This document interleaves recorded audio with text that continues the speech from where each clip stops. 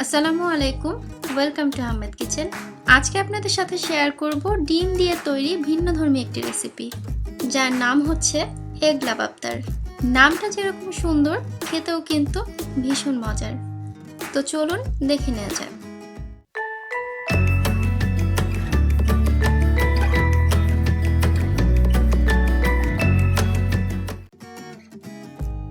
প্রথমে আমি ৮-১০টির মতো কাজু বাদাম পানিতে ১০ মিনিটের মতো ভিজিয়ে রেখে ব্লেন্ড করে নিচ্ছি।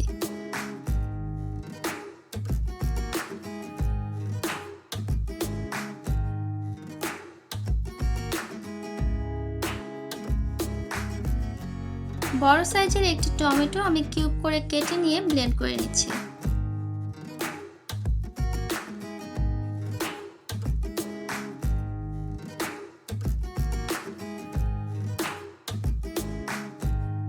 এখন একটি বাটিতে নিয়ে নিচ্ছি 1/4 কাপ টক দই আর নিয়ে নিচ্ছি 1/4 কাপ ফ্রেশ ক্রিম।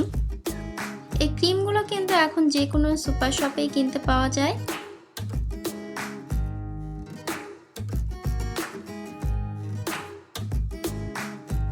এখন টক দই আর ক্রিমটাকে আমি হালকা মিক্স করে নিচ্ছি।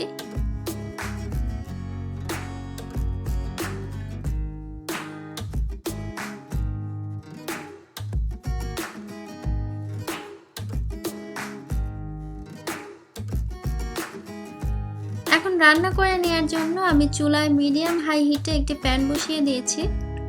1/4 কাপ দিয়ে দিচ্ছি তেল,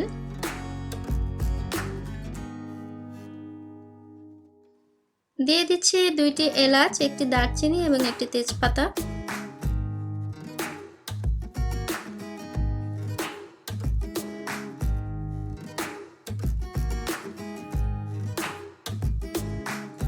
গরম মশলাগুলো হালকা ভেজে নিয়ে আমি দিয়ে দিচ্ছি 1/2 কাপ পরিমাণ পেঁয়াজ কুচি।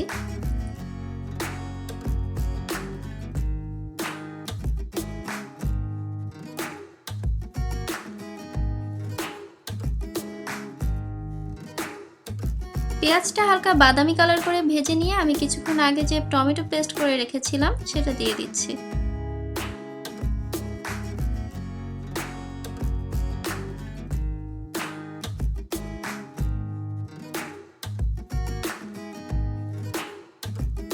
হালকা নেড়ে চেড়ে নিয়ে আমি এখন গুঁড়া মশলাগুলো অ্যাড করছি।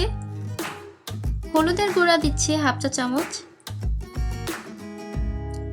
মরিচের গুঁড়া 1 চা চামচ। ঝালের পরিমাণ আপনারা আপনাদের পছন্দ মতো বাড়িয়ে কমিয়ে নিতে পারেন। জিরার গুঁড়া 1 চা চামচ, ধনিয়া গুঁড়া 1 চা চামচ,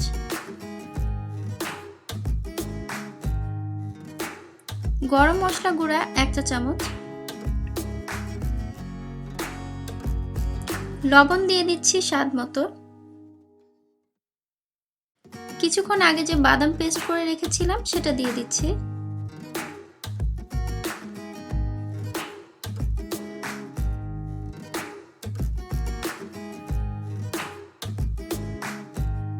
গুঁড়া মশলাগুলো দিয়ে আমি হালকা নেড়ে নিয়েছি যাতে করে মশলাগুলো পুড়ে না যায়। 1/2 চা চামচ দিয়ে দিচ্ছি আদা রসুন বাটা। এখন সব কিছু ভালো করে নেড়ে চেড়ে আমি কিছুক্ষণের জন্য কষিয়ে নিচ্ছি।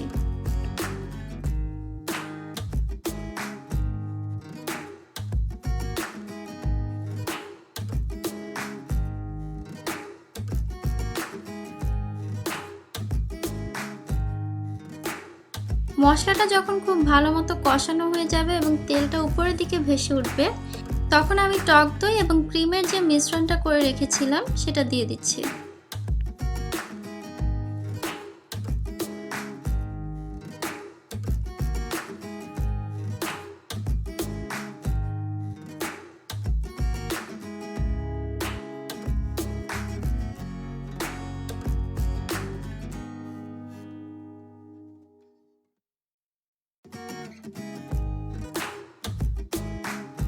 এখন নেড়ে চেড়ে আরো 2-1 মিনিটের মতো কষিয়ে নিয়ে দিয়ে দিচ্ছি 1/2 কাপ পরিমাণ পানি।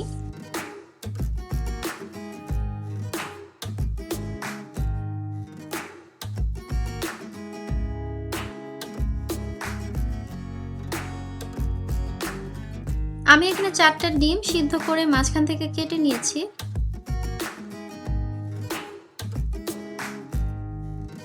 এখন এই মশলার মধ্যে দিয়ে দিচ্ছি।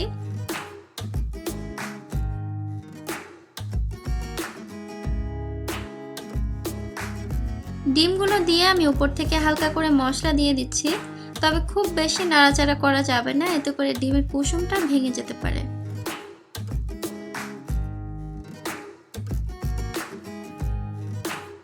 এখন আমি ঢেকে দিয়ে অপেক্ষা করছি 2 থেকে 3 মিনিটের মতো।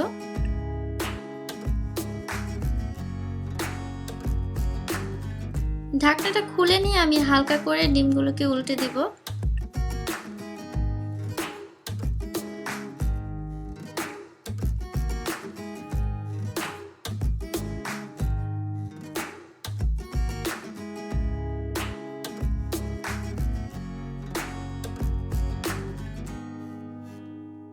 এখন আমি দিয়ে দিচ্ছি কুচি করে রাখা ধনেপাতা।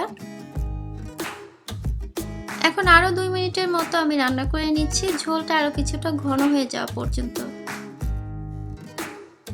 তৈরি হয়ে গেল এগ লাবাবদার।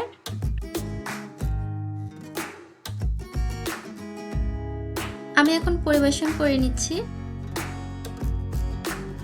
আশা করছি আমার আজকের এই রেসিপি আপনাদের সবার ভালো লাগবে।